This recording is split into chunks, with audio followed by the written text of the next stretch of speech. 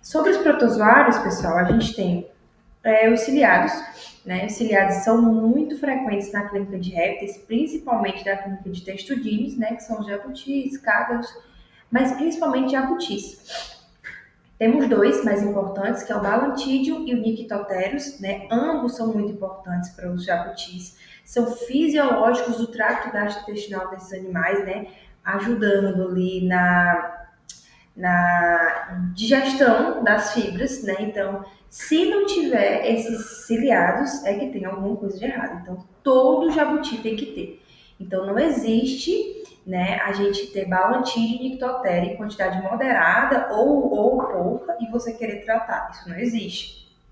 Eles vão servir ali, inclusive, como indicadores, né? Caso o animal fique com a imunidade baixa por algum motivo, eles vão se proliferar demais e isso mostra pra gente que existe alguma coisa de errado com aquele jabuti, tá? Então, a patogenicidade ela é associada a outros fatores. Então, quando o animal tem alguma doença, né, o animal vai ter balantidiose também, porque a imunidade vai baixar e eles vão se proliferar. Então, nas duas fotos de cima, temos o balantídeo, né? Temos o cisto e temos o trofozoito.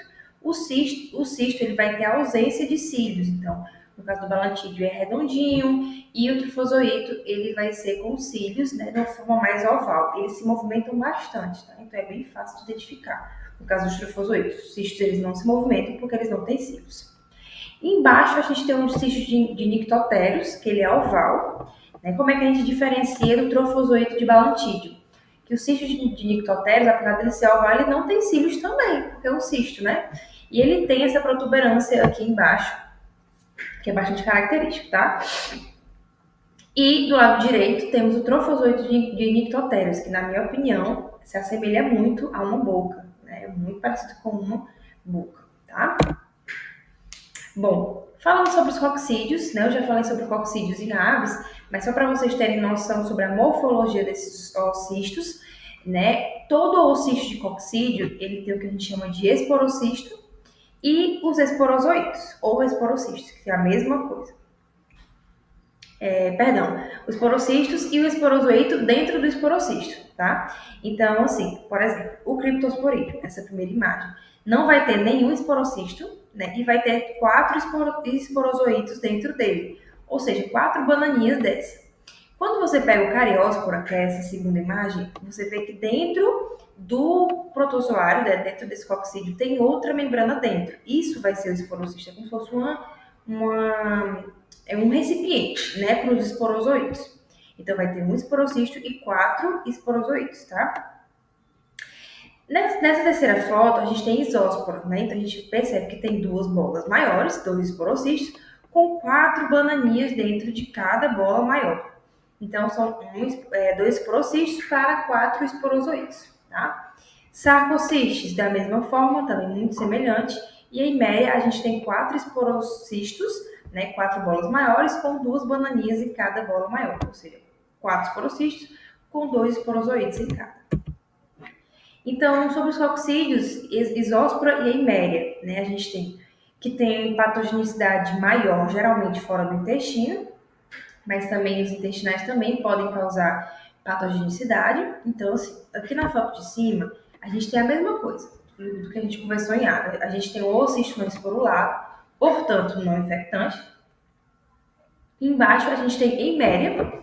Perceba que é uma eiméria bem diferente da de ave, né? Que é uma eiméria mais alongada, né? Mais oval.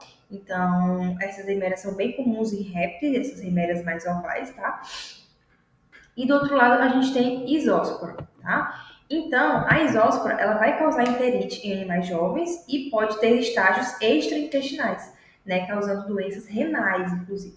Já a eiméria, ela acomete o intestino, é geralmente assintomática e temos também outros gêneros, como a coleoeiméria, que acomete os ductos biliares em camaleões, tá? Temos carióspora da mesma forma que acontece em aves. Como hospedeiros definitivos, temos as aves e os répteis carnívoros, e como hospedeiros intermediários, temos as presas em geral. Então, os répteis podem tanto ser hospedeiros definitivos como hospedeiros intermediários, dependendo se é um réptil carnívoro ou não, tá? Causa enterite, perda de peso e diarreia, tá? E esse aqui é o oocisto de cariose. Criptosporídeo. São parasitos de porte pequeno, né, de tamanho pequeno e com ciclo direto. Não vou esporular no ambiente, né? Geralmente eles esporulam dentro do organismo do animal mesmo. Temos também a questão relacionada ao pseudoparasitismo, né? Porque, por exemplo, quando uma serpente, por exemplo, ela ingere um rato, o rato também tem suas espécies de criptosporídeo. Ou se ingere uma ave, por exemplo, também tem suas espécies de criptosporídeo. Então, a criptosporidiose é uma doença bem frequente em répteis, mas a gente tem que tomar cuidado com o diagnóstico que a gente faz das fezes desses indivíduos. Porque o criptosporídeo que sai das fezes de uma serpente pode ser o criptosporídeo da ave que ele comeu, ou então do mamífero que ele comeu. E lembre-se que o criptosporídeo, ele é espécie específico, né? Ele é hospedeiro específico. Então, o criptosporídeo de ave não vai pegar em réptil, de mamífero não vai pegar em réptil. Então, pode ser que a gente esteja dando um resultado falso positivo, tá?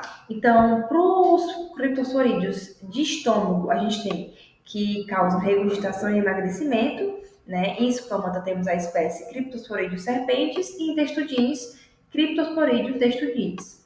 Lembrando que para criptosporídeo temos que utilizar uma coloração diferente, né?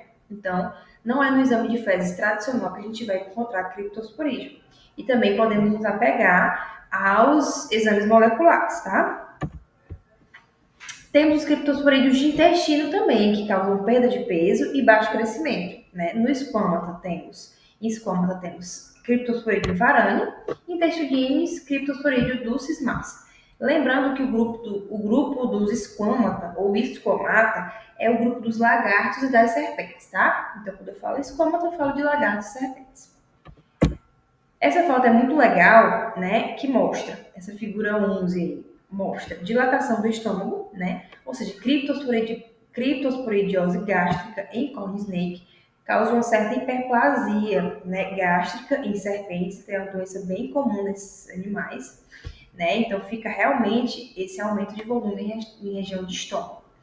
E aqui nessa figura 12 a gente tem criptosporidiose intestinal em um gecko leopardo, um leopardo gecko ou lagartixa leopardo, enfim.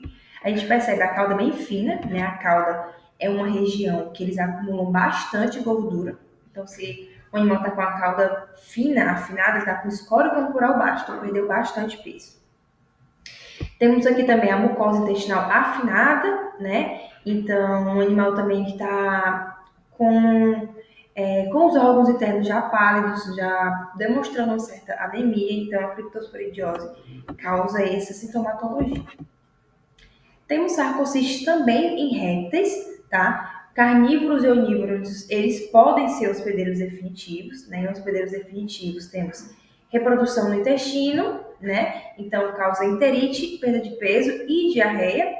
E nos hospedeiros intermediários temos reprodução no sangue desses indivíduos, causando cistos nos tecidos, assim como ocorre em aves. Depressão, morte súbita, além de ter risco zoonótico também.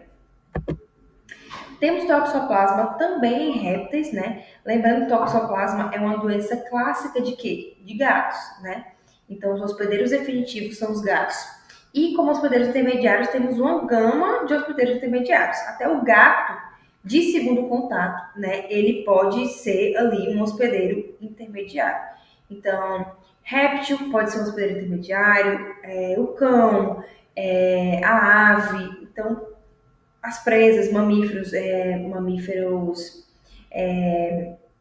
silvestres e exóticos, eles podem ser hospedeiros intermediários. Então, o toxoplasma ele tem pouca especificidade para hospedeiro intermediário. Então, a gente já tem relatos em viperídeos e elapídeos.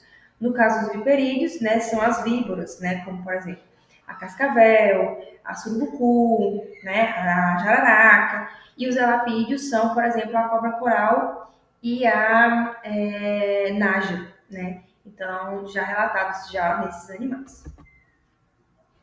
Lembrando que o toxoplasma é uma doença, né, que acomete o sangue dos indivíduos e acomete também, faz também cistos, né, no corpo. Então, a gente não vai identificar nesses animais por exame de fezes, tá?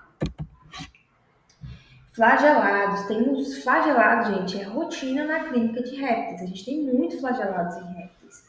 Então, a gente tem giardia, hexamita, espironúcleos, como as principais espécies, né, que acometem esses animais. Monocercomonas também é outra espécie que acomete esses indivíduos. Então, a gente tem que giardia, né? As duas fotos de cima são giardia, né? A gente tem um cisto e a gente tem o trifozoito de giardia.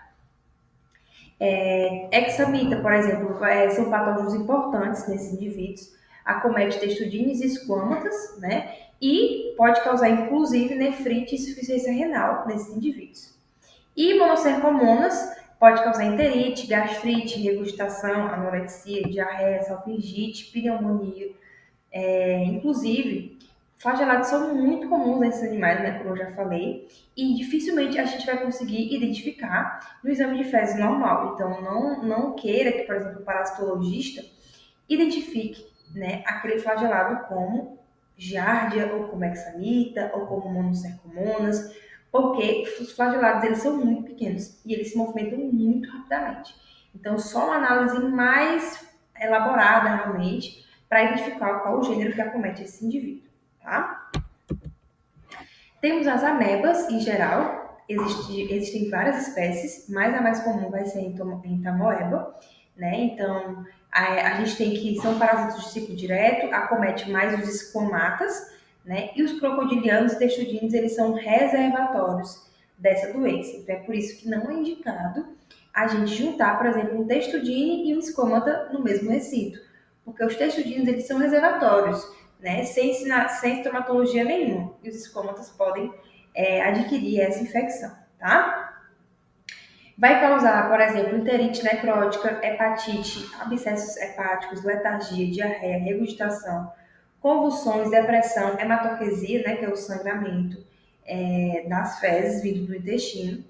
E é muito de manejo também. Então, geralmente, as amebas, tanto esquamata quanto crocodilianos, quanto textudines, né, são assintomáticas, mas quando a gente tem um manejo ruim, né, o animal tem imunossupressão e ele começa a ter sintomatologia de amebias, né?